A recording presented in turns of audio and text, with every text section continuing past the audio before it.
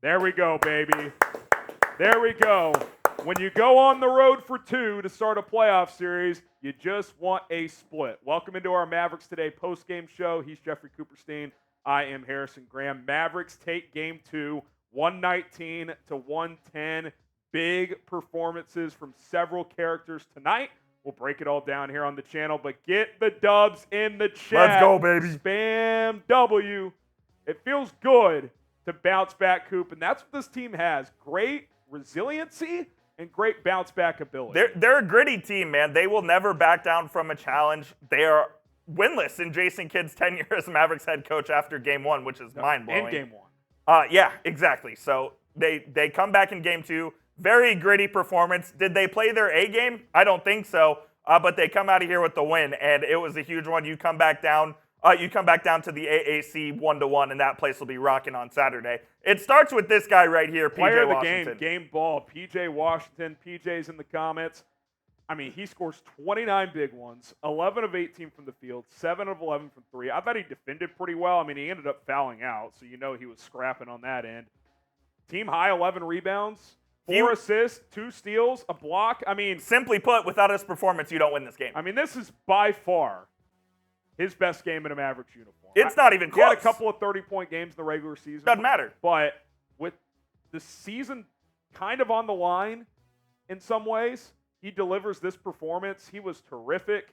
There's not much more else to say. No. I mean, you needed this tonight, especially with what Kyrie He was did, fantastic. They even went to him for a couple of minutes at small ball 5, and he performed okay there as well. PJ Washington was a godsend for this Mavericks team tonight, and like I said, they don't win without him. Luka Doncic came out of the gates hot. That was, I think, really important to the first half lead. He had 15 of his 29 in the first quarter, 6 of 8, finishes 5 of 13 the rest of the way, 11 of 21. But he hit a couple of big shots in the fourth, including a 3 on one leg when his knees were really hurting. I thought after a couple of minutes, it seemed like his knee kind of loosened back up, which is a good sign, but listen, 29, 10, and 7. You said before the game, Coop, you need a 50+% game from Luka. You tonight, did, and you got it. And you got it. He wasn't, again, not an A game, probably a B game from him, but considering he's clearly hobbled, look, he was hurt. Monster performance. You know he's coming in with a bad right knee, and he got a knock on his left knee in this game. He's got like an open wound or something there because he was bleeding. He's bleeding on that left knee. And on the second play of the game, he gets tripped up in his jaw, face down on the floor at about 100 miles an hour. And then early in the third quarter, he gets stepped on incidentally by Lou Dort, who has had a couple of incidental plays, if you know what I mean, in this one. He's getting banged up, man, but he's staying with it, and this was a big-time performance from him. And we challenged him after Game 1. We did. Listen, he's clearly hurt. There is no question. But I thought he checked out in Game 1. I did too. I thought he mentally checked out. We called him out for it. And he had that look early tonight. He did not check it. Even in the second and third quarters, Coop, when he wasn't playing that well, he did not mentally check out of this game. He hung in there and delivered a pretty good fourth quarter after a quiet couple of quarters. He answered all of the questions, and for you guys, cough, cough, Howard Beck, who think that he doesn't impact winning, go F yourself. Daniel Gafford, brief injury scare, banged up the hand. We'll see if we hear something post-game. We're filming this Thursday night. This will go out Friday, so maybe there's more of an explanation by the time you watch this. But came back in the second half. I mean, 13 again. He's given you 16 and 13 in terms of points in the first 2 games. Grabbed 7 rebounds. Listen, I mean, in terms of the center position, Coop, he has been far better than Derek. It's kind of flipped. Lively in the first series was the better player. Gafford in this series. That's why you make the trade. It's 100%. why you get a second guy in here, because if one guy's not going, you gotta have a second guy that can do that. Lively didn't give you anything there in both of these 2 games, and you need him to play better. I mean, you really do, especially when we thought Gafford might have been out for a while. You were really scared because, I mean, for those who missed it, he blocked a shot and then was slow to get back up the court because he was holding the hand, and then at the next dead ball, he immediately went to the locker room. Yeah. So, but he came back in the second half and seemed to be fine. So, you know, we'll see if there's swelling or anything like that on Friday. But he might have to play heavier minutes than he's used to because he's quite simply your best option at the 5 right now.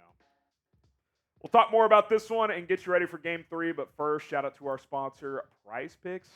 Prize Picks, daily fantasy made easy. We love playing Prize Picks. We'll tell you about a deal here in a second. But the way it works, 2 to 6 player entries, and you pick more or pick less based on the stat projections, points, rebounds, assists for hoops. You got baseball stats, hockey, a lot of sports available. Go check it out, including the WNBA season tip-off. You got Caitlin Clark, half a point.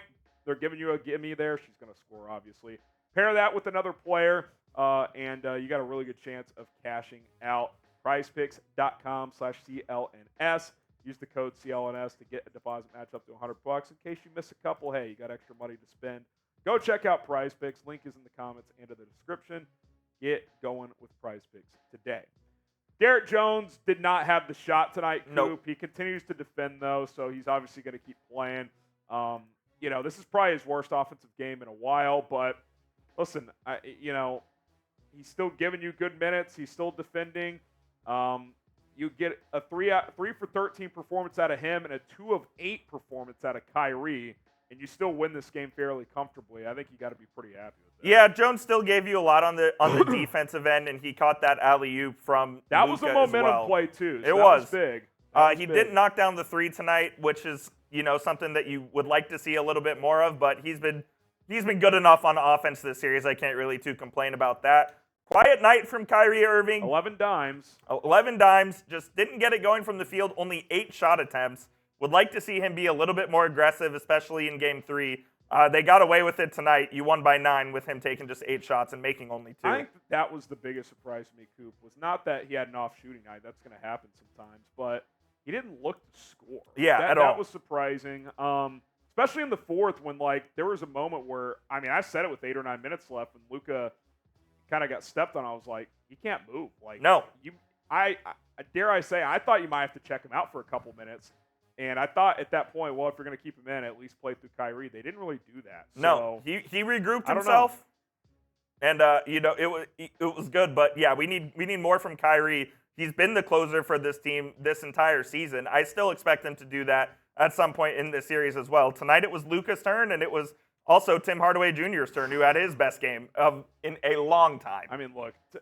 The headline from tonight is PJ Washington, PJW, THJ. That's it. You get 46 from those two. They combined to go 17 of 28 from the field, 9 for 15 from 3. You're probably not getting that again in the same game from those two. So I wouldn't think so. So when you get that, you have to win, and the Mavs did. So listen, Tim certainly earned himself more minutes. He played 19 tonight.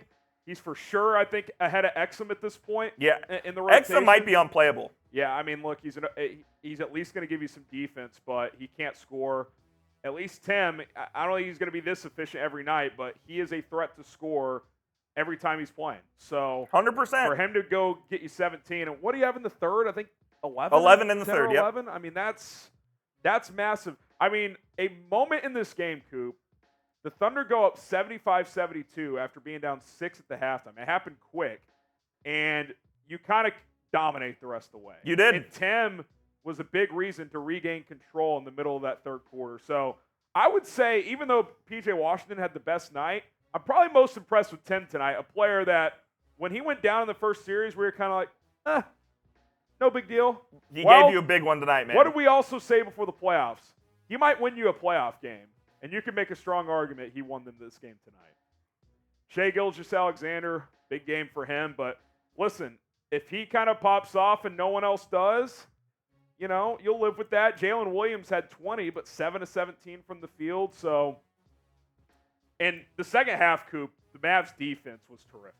Yeah, it was great. They really clamped down. It felt like they held them to how much? 48 in the second half, 21 in the fourth.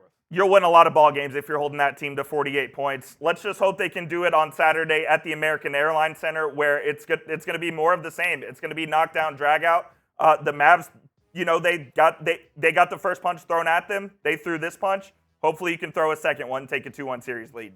There you have it. Hit that subscribe button. Coop has you guys covered on Saturday for a pivotal game. I'll be there with the watch party. I will be back with him on Monday, so be sure to join us for all that.